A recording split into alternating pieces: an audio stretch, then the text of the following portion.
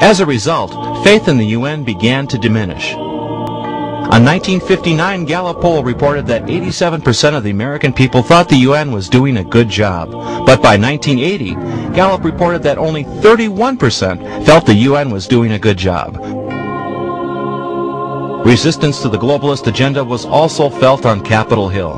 Between 1975 and 1982, Congress received petitions with over 11 million signatures calling for the United States to withdraw from the United Nations. But the battle had just begun.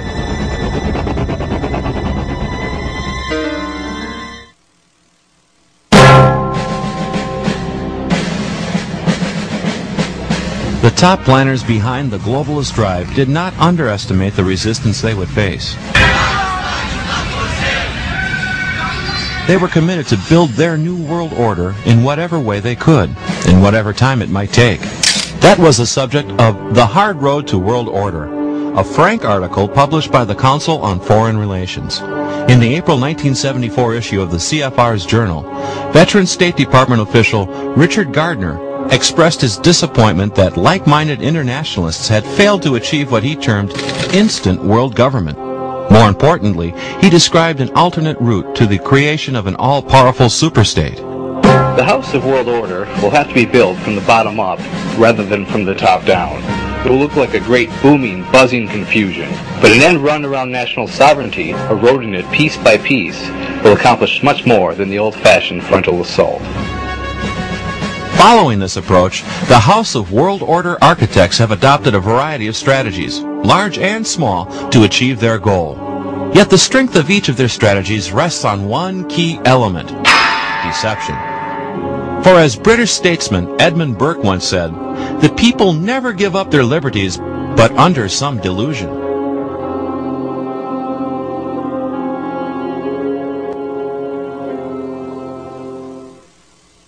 In order to pave the way for national governments to surrender any political power to the UN, globalists need more than just a plausible pretext such as solving a crisis.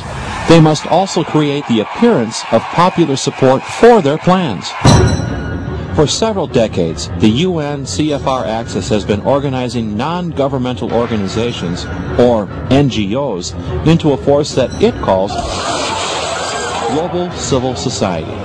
This NGO movement has been developed by the CFR strategist as a deniable asset, for the NGOs must appear to be spontaneous and independent of the power structure. The desired illusion is that the public is demanding change. To drive their agenda forward, the CFR leadership uses the NGO movement as one arm of a giant pincer strategy. The huge NGO network applies pressure on government from below. The other arm of the pincer, consisting of CFR elites inducing political leaders, supplies pressure from above.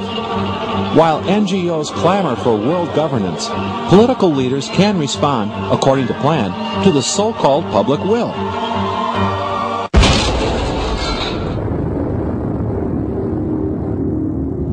And the transfer of more power to the UN is achieved when the pincer strategy is employed with a variety of pretexts.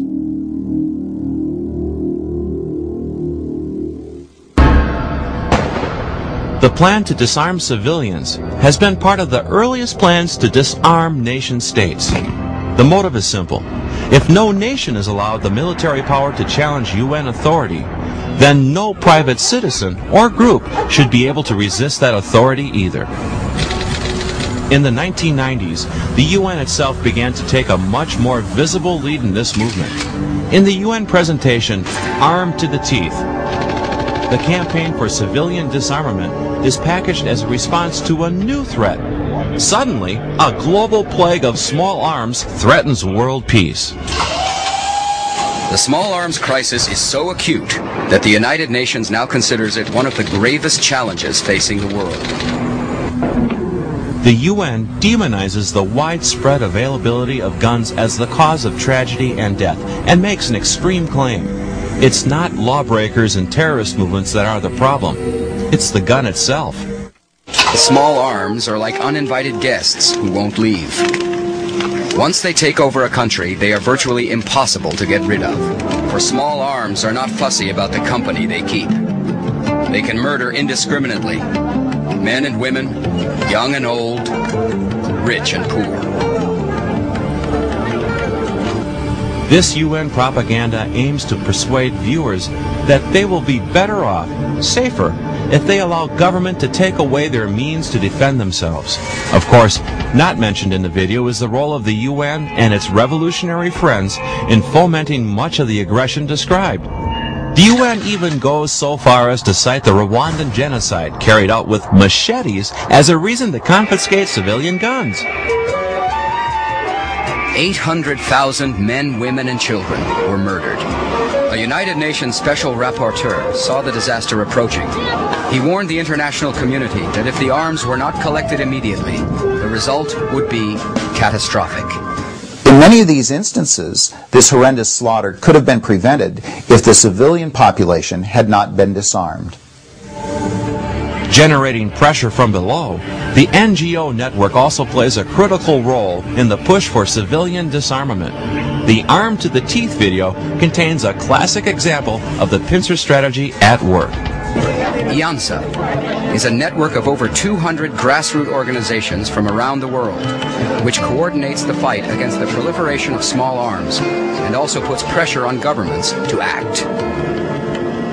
IANSA was not created as the result of a spontaneous outpouring from global civil society, as the United Nations would insist.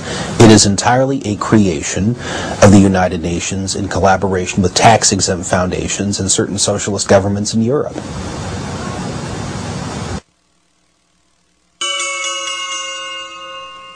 Revolutionary strategists have long recognized that a crisis can facilitate a major change in political arrangements.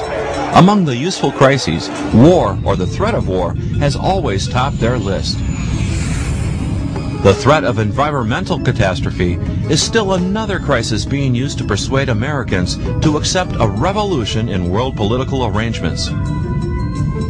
Although many Americans have serious concerns about the environment, such genuine concern does not motivate the UN CFR elites. Their object is power. They have no interest in actually solving environmental problems, as that would defeat their objective by removing the impetus for political change. More and more, Americans are being told that global problems require global solutions. Global solutions meaning UN power. History shows that giving more power to government is exactly the opposite of what those concerned about the environment should champion. The most spectacular examples of environmental destruction are those that took place under state control in the former Soviet Union and in its colonies. And it seems to me that people who are genuinely concerned about environmental protection should understand that the last thing we would want to do if we want to protect the environment is to turn over total power to a political elite that can despoil the environment without sanction.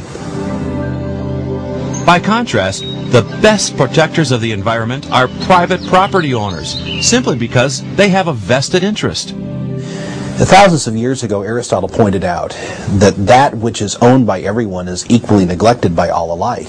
And of course, that principle applies to the question of environmental protection. Obviously, the people who have the greatest interest in preserving the environment are property owners, people who want to develop property to increase its value and transmit it to their own children.